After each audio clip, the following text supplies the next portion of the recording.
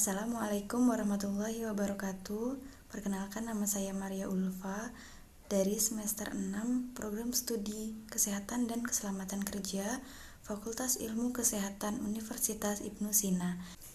Baiklah, pada kesempatan kali ini saya akan menjelaskan mengenai uji ANOVA.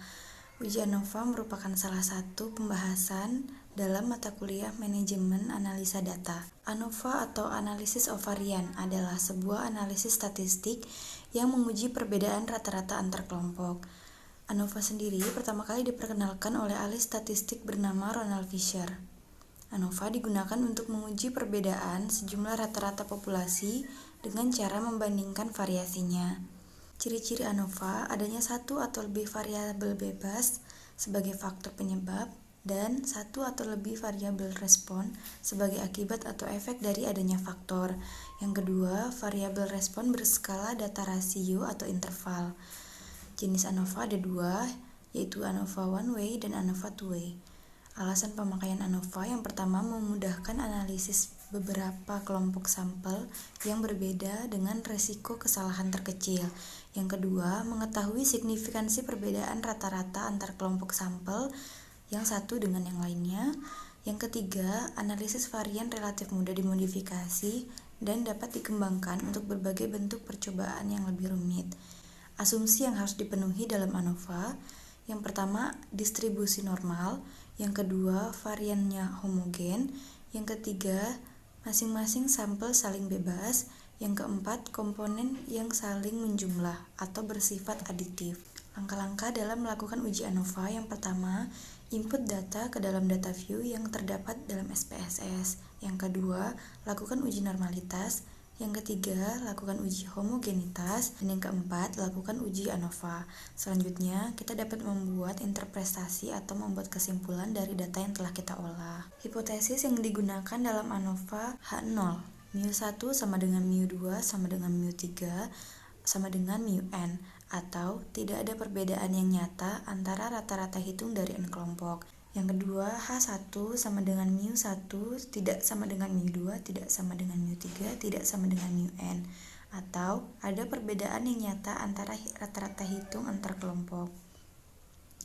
Yang selanjutnya, tipe yang pertama dari ANOVA yaitu one way ANOVA.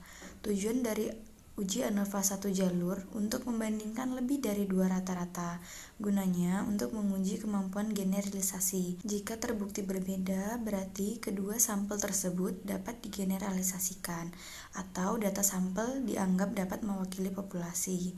ANOVA satu jalur dapat melihat perbandingan lebih dari dua kelompok data. Asumsi pada ANOVA one way, yang pertama distribusi normal, yang kedua pengukuran variabilitas dependen adalah tingkat interval atau rasio, yang ketiga dua atau lebih dari dua kelompok kategori independen dalam variabel independen, yang keempat kemandirian sampel, yang kelima homogenitas. Nah, tipe ANOVA yang kedua yaitu two-way ANOVA. Pengujian ANOVA yang didasarkan pada pengamatan dua kriteria. Setiap kriteria dalam pengujian ANOVA mempunyai level. Tujuannya untuk mengetahui apakah ada pengaruh dari berbagai kriteria yang diuji terhadap hasil yang diinginkan. Contohnya, membandingkan suatu hasil menurut kelompok jenis kelamin, usia, lama bekerja, keparahan penyakit, dan yang lainnya. Subjek dikelompokkan ke dalam satu grup lalu diberikan suatu perlakuan secara acak. Selanjutnya, syarat two-way ANOVA yaitu data berdistribusi normal, pengukuran variabel dependen pada tingkat kontinu, dua atau lebih dari kelompok kategori independen dalam dua faktor.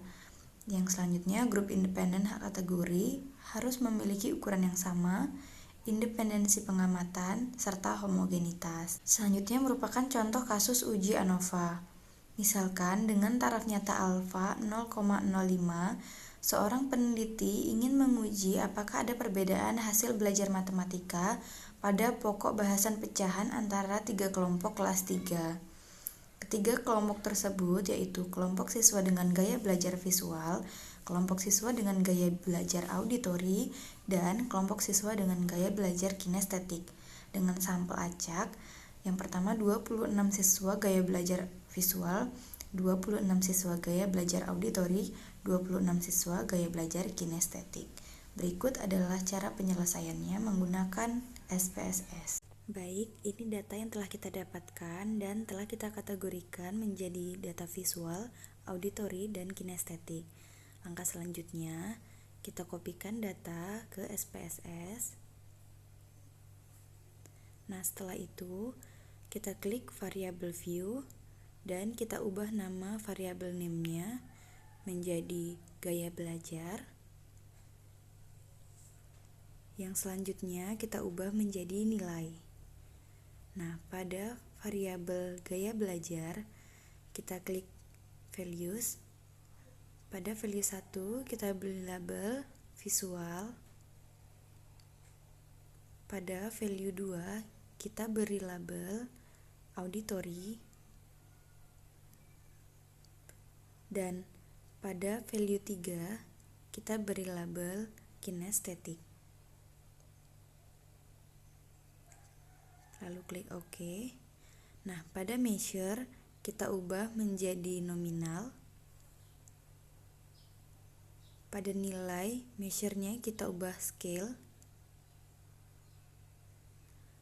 Selanjutnya, kita kembali ke data view karena kita akan melakukan uji normalitas. Kita klik Analyze. Selanjutnya, Descriptive Statistic. Kita Explore. Nah, ini ada text box, nilai kita masukkan ke dependent list. Gaya belajar kita masukkan ke factor list. Selanjutnya, kita klik Plots. Kita klik pada Normality Plot with Test. Selanjutnya, Continue.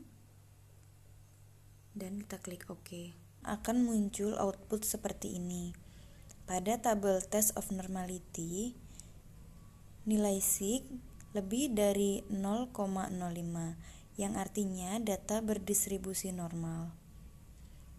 Nah, yang selanjutnya kita akan melakukan uji homogenitas varian.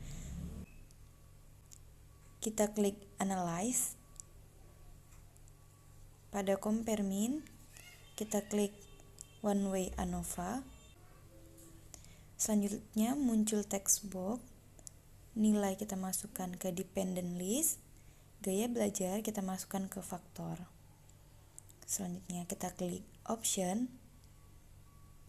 Kita checklist pada Homogeneity of Variant Test. Kita klik Continue.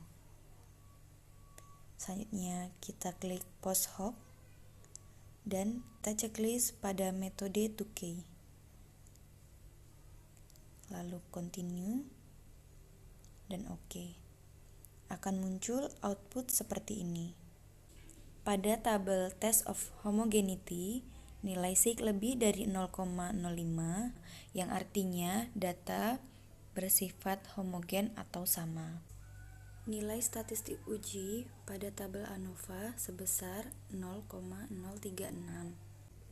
Saat melakukan uji homogenitas, kita juga bisa melakukan uji ANOVA secara bersamaan. Hipotesis yang digunakan yaitu H0 sama dengan mu1 sama dengan mu2 sama dengan mu3 sama dengan mu0, atau tidak ada perbedaan yang nyata antara rata-rata hitung dari ketiga kelompok belajar. Yang kedua, H1 sama dengan mu1 tidak sama dengan mu2 tidak sama dengan mu3, atau ada perbedaan yang nyata antara rata-rata hitung dari ketiga kelompok belajar. Sedangkan taraf signifikansinya 5% atau 0,05. Nilai statistik uji pada tabel ANOVA sebesar 0,036.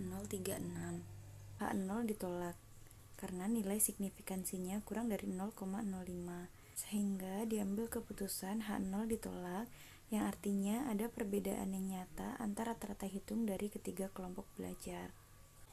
Sekian penyampaian mengenai uji ANOVA. Terima kasih sudah menonton. Wassalamualaikum warahmatullahi wabarakatuh.